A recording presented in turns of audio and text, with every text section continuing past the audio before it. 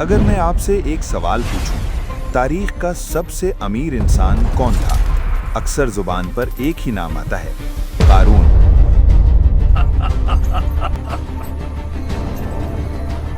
मेरी जितनी दौलत किसी के पास नहीं।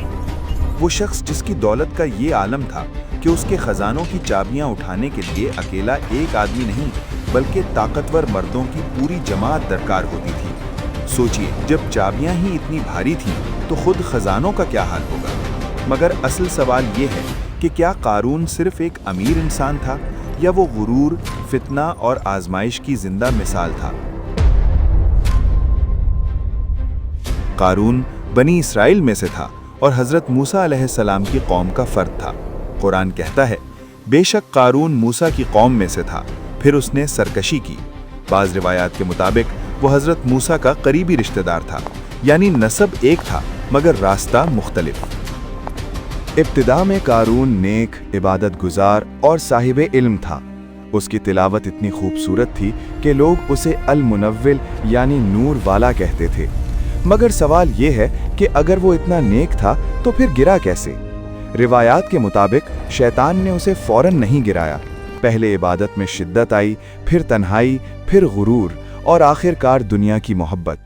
कारून ने आहिस्ता आहिस्ता इबादत को जरिया बना लिया और दुनिया को मकसद, और यही वो लम्हा था जहां से उसका असल इम्तिहान शुरू हुआ। दौलत कहां से आई, इस पर आज तक कोई एक यकीनी जवाब नहीं।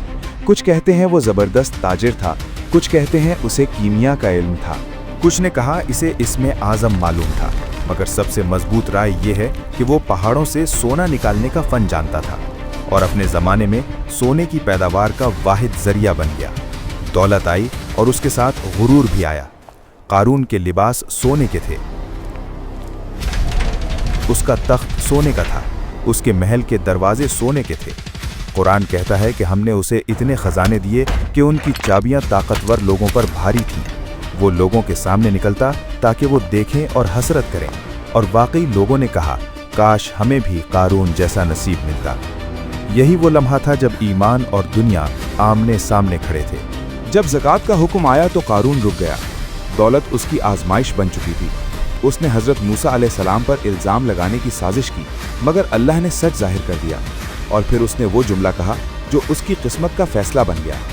ये सब मुझे मेरे इल्म की वजह से मिला है, यानी ये अल्लाह का फजल नहीं, मेरी काबिलियत है। यहाँ से वापसी का रास्ता बंद हो गया।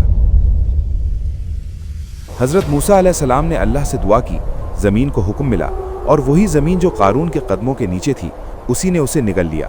पहले पाँव, फिर घुटने, फिर पूरा वजूद, उसके महल समेत। कुरान कहता है, हमने उसे और उसके घर को ज़मीन में धंसा दिया।